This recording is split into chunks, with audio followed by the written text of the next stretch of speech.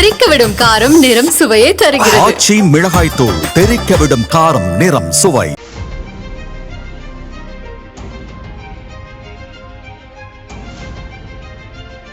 சென்னையில் பாலியல் தொழில் செய்து வந்த பெண் வீட்டில் அழுகிய நிலையில் சடலமாக கிடந்த சம்பவத்தில் உத்தரப்பிரதேசத்தில் தலைமறைவான வடமாநில இளைஞரை போலீசார் கைது செய்தனர்.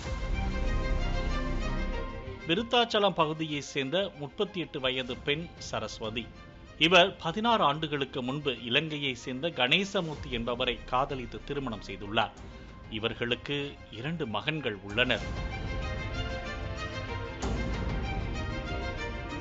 கணேசமூர்த்தி தனது 2 மகன்களோடு கும்மிடிப்பூண்டி பகுதியில் உள்ள இலங்கை அகதிகள் முகாமில் வசித்து வந்துள்ளார். சரஸ்வதி கடந்த 1.5 மாதங்களுக்கு முன்பு சென்னை கொளத்தூர் தனமால் நகர் முதல் தெருவில் வீடு வாடகைக்கு எடுத்து வசித்து வந்துள்ளார். ஒவ்வொரு வாரமும் சரஸ்வதி கும்மிடிப்பூண்டிக்கு சென்று தனது கணவரையும் மகன்களையும் பார்த்து வருவதை வாடிக்கையாக வைத்திருந்துள்ளார். அண்மையில் கணேசமூர்த்தி சரஸ்வதிக்கு போன் செய்த போது போன் ஸ்விட்ச் ஆஃபில் இருந்துள்ளது. போனில் சார்ஜ் இல்லாமல் ஸ்விட்ச் ஆஃப் ஆகியிருக்கும் என நினைத்த கணேசமூர்த்தி நீண்ட நேரத்திற்கு பிறகு மீண்டும் மனைவிக்கு போன் செய்துள்ளார். அப்போதும் போன் ஸ்விட்ச் ஆஃபில் இருந்ததால் சந்தேகமடைந்த கணேசமூர்த்தி தான் அங்கு சென்று பார்த்துவிட்டு வருகிறேன் என தனது நண்பர்களான துரைராஜ், தேவசகாயம் ஆகியோரிடம் தெரிவித்துவிட்டு கொளத்தூருக்கு புறப்பட்டு சென்றுள்ளார். இதற்கிடையே சரஸ்வதி வசிக்கும் வீட்டின் முதல் தளத்தில் வசித்து வரும் முனுசாமி என்பவர் சரஸ்வதி வீட்டிலிருந்து துர்நாற்றம் வீசுவதாக போலீசாருக்கு தகவல் தெரிவித்துள்ளார். உடனே அங்கு வந்த போலீசார் கதவு பூட்டிய நிலையில் இருந்த சரஸ்வதியின் வீட்டின் உள்ளே சென்று பார்த்துள்ளனர். அப்போது அங்கு சரஸ்வதி உடல் அழுகிய நிலையில் குடல் வெளியே வந்தவாறு இறந்து கிடப்பதை கண்டறிந்தனர். உடனே சடலத்தை மீட்ட போலீசார் சரஸ்வதியின் உடலை உடற்கூராய்விற்காக கீழ்ப்பாக்கம் அரசு மருத்துவமனைக்கு அனுப்பி வைத்தனர். பின்னர் சரஸ்வதியின் கணவருக்கு போலீசார் தகவல் தெரிவித்து சந்தேக மரணம் என வழக்கு பதிவு செய்து விசாரணையை தொடங்கினர். சரஸ்வதியின் வீட்டில் மது பாட்டில்களும் சிகரெட் பாக்கெட்டுகளும் கிடந்ததை போலீசார் கண்டறிந்தனர். அது மட்டுமில்லாமல் உயிரிழந்த சரஸ்வதி கடந்த 1.5 மாதங்களுக்கு முன்பு பாலியல் தொழிலில் ஈடுபட்டதாக விபச்சார தடுப்பு பிரிவு போலீசார் கைது செய்து சிறையில் அடைத்ததும் பின்னர் அவர் சில நாட்களுக்கு பிறகு ஜாமீனில் வெளியே வந்ததும் விசாரணையில் தெரிய வந்தது. மேலும் சரஸ்வதியின் பைக், மோதிரம், செல்போன் ஆகியவை காணாமல் போனதும் தெரிய வந்துள்ளது. ஒருவேளை பணத்திற்கு ஆசைப்பட்டு யாரேனும் சரஸ்வதியை கொலை செய்தார்களா என்ற கோணத்திலும் போலீசார் விசாரணையை தீவிரப்படுத்தினர். அப்போது அந்த பகுதியில் இருந்த சிசிடிவி காட்சிகளை போலீசார் கைப்பற்றிய போது இரவில் சரஸ்வதியின் வீட்டில் இருந்து ஒரு வடமாநில இளைஞர் செல்வது தெரிய வந்துள்ளது.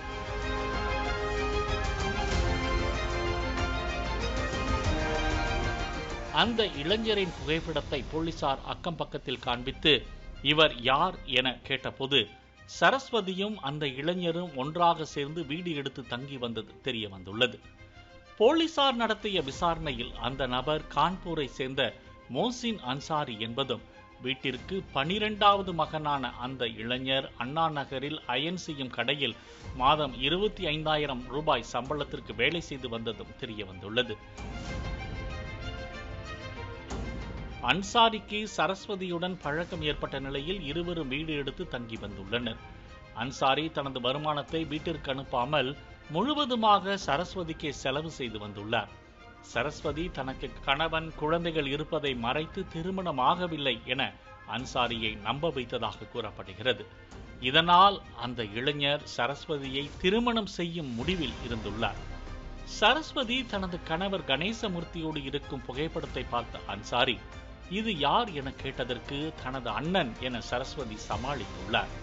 சரஸ்வதி உயிரிழப்பதற்கு 1 வாரம் முன்பு சரஸ்வதி போனில் ஆண்களோடு பேசுவதை பார்த்து ஆத்திரமடைந்த அன்சாரி வாக்குவாதம் செய்துள்ளார்.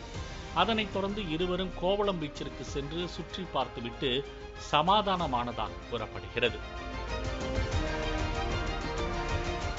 சம்பவத்தன்று மாலை 7 மணியில் இருந்தே வீட்டில் சரஸ்வதியும் அன்சாரியும் மது அருந்த ஆரம்பித்துள்ளனர்.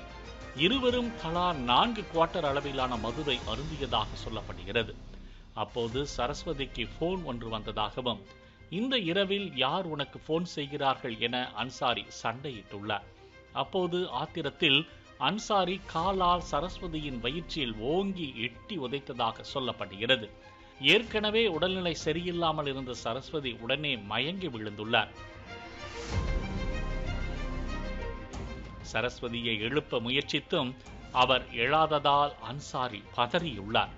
பின்புதான் சரஸ்வதி உயிரிழந்தது தெரிய வந்துள்ளது. உடனே சரஸ்வதியின் நகை, போன் மற்றும் இருசக்கர வாகனத்தை எடுத்துக்கொண்டு அன்சாரி அண்ணா நகருக்கு சென்று அங்கு வாகனத்தை விட்டுவிட்டு சென்ட்ரல் ரயில் நிலையத்திற்கு சென்றுள்ளார். அங்கிருக்கும் சிசிடிவியில் அன்சாரி கையில் ஒரு பையோடு நடந்து செல்லும் காட்சிகள் இடம்பெற்றுள்ளது.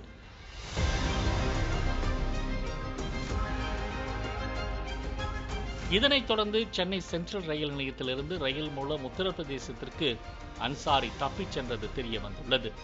உத்தரப்பிரதேசத்தில் வைத்து போலீசார் அன்சாரியை கைது செய்த நிலையில் அங்குள்ள நீதிமன்றத்தில் டிரான்சிட் வாரண்ட் பெற்று சென்னை அழைத்து வருகின்றனர். மேலும் சரஸ்வதி ஒரு பாலியல் தொழிலாளி என்பது கூட தனக்கு தெரியாது, தான் சரஸ்வதியை உயிருக்கு உயிராக காதலித்து வந்ததாகவும் திருமணம் செய்து கொள்ள இருந்ததாகவும் அன்சாரி போலீசாரிடம் வாக்குமூலம் அளித்துள்ளார். கைதான அன்சாரியை நீதிமன்ற காவலுக்கு உட்படுத்தும் நடவடிக்கையில் போலீசார் ஈடுபட்டு வருகின்றனர். பாலிமர் செய்திகளுக்காக செய்தியாளர் கதிரவன். தெறிக்கவிடும் காரம் நிறம் சுவையை தருகிறது. ஆச்சி மிளகாய் தூள் தெறிக்கவிடும் காரம் நிறம் சுவை.